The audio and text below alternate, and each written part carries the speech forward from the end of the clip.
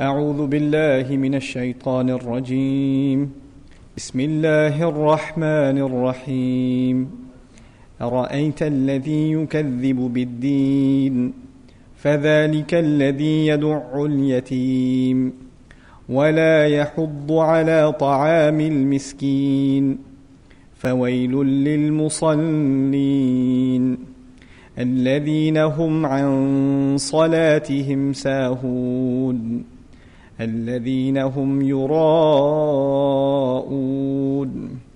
ويمنعون الماعون. So that's the final ayah, يمنعون الماعون. This ayah and وَلَا يَحُضُّ عَلَى طَعَامِ الْمِسْكِينَ are depicting the same reality, but it's taking the final step. So notice this surah began with an attitude that's inside the heart, lying against the religion. Then it transferred, the discussion became crimes against people. Then the discussion became crime against Allah. Then the discussion came back to what again? Crimes against people. The two things are intertwined with each other. You cannot separate them. They have become inseparable entities as far as Allah Azza wa Jalla is concerned. And people try to separate these two things. You know that? People say, I'm a charitable person, I'm a good person, I just don't pray. Right?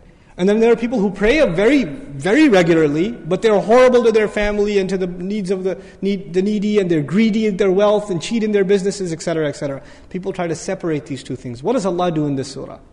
He makes the two things inseparable. You can't separate these two things. If you're good to people, you have to be good to Allah Azza wa Jal. If you're good to Allah Azza wa Jal, you have to be good to people. He fused the two. And this is the logic of the Qur'an. It doesn't let you fall into these extremes and traps and boxes that you create for yourselves. It keeps you balanced. Every surah produces its own set of balance. That keeps us from falling into these moral dilemmas and these problems that we have. We're almost done, inshallah ta'ala. Bear with me.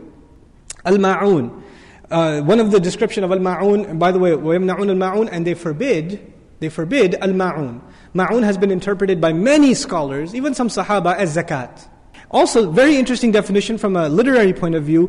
هُوَ مَا لَا يُبْخَلُ بِهِ كَالْمَاءِ وَالْمِلْحِ وَالنَّارِ. It is that which you cannot possibly be cheap in, like water. You can't possibly be cheap in it.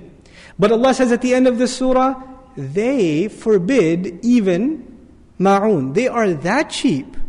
They are that, hard of the heart. It's not even bukhl here. There's something more here. They can't see a smile on somebody's face. They can't find themselves doing something good for someone. The first thought that comes in their mind is, why should I help him? Why should I help you? Why should I give you some help? Why should I give you a ride? I don't care. I don't owe you anything. I don't need this.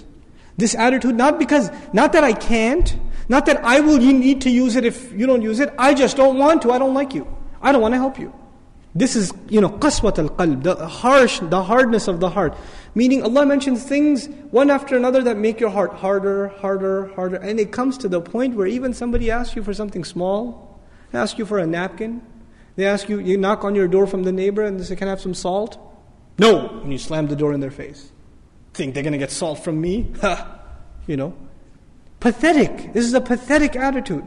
But this is how low a person will reach. And you call yourself leaders, you call yourselves custodians of the house of Allah. Allah Azza wa Jalla says, أَطْعَمَهُم مِّن جُوعٍ in the previous surah. I fed you. I gave you food. And you're going to act like this? It's like it's yours? You can be like this if it was yours. I gave you the food. And you're going to hold it back like this? SubhanAllah, the contrast between what Allah demanded, what He gave them, and the behavior that they're showing. So, this surah, as far as the teachings of the deen, one of the core teachings of the deen, even if you don't remember the ayat and the proofs and the evidences, the teaching, the lesson for life in this deen is essentially very, very simple.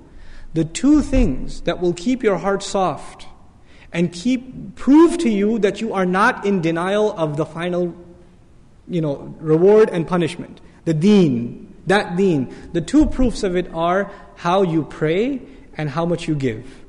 Giving, your dealings with people, and your prayer to Allah Azza wa Jalla. These are an indication of how strong your belief in the akhirah is and what you should be expecting from it. And if our prayers are weak, that's a life project now. That becomes a mission. And if our dealings with the orphans, and we don't even talk about the needs of the other, if we're not concerned about these things, then these things become a concern first and foremost in your own family. You know for a fact there are people in your family that need help. And there are some people you don't like. You don't like your cousin, you don't get along with him, but he needs help. You don't like your aunt, she yells at you, she's annoying, but she needs help, she's financially in need. These people deserve it no matter what, because you're not doing it for them. You're doing it because it proves to you for yourself, and inshallah ta'ala it's a case with Allah that you believe in being paid back in the end. May Allah Azza wa Jal make us of those who believe truly in our hearts. May Allah Azza wa Jal correct our prayers and keep them from these despicable acts. May Allah Azza wa Jal make us the best to each other and to all of humanity, and make us living models of the beauty of this deen. Barakallahu li wa lakum fil Qur'an al-Hakim wa nafa'ni wa iyyakum bil ayati wa dhikr al-Hakim. Wassalamu alaikum wa rahmatullahi wa barakatuh.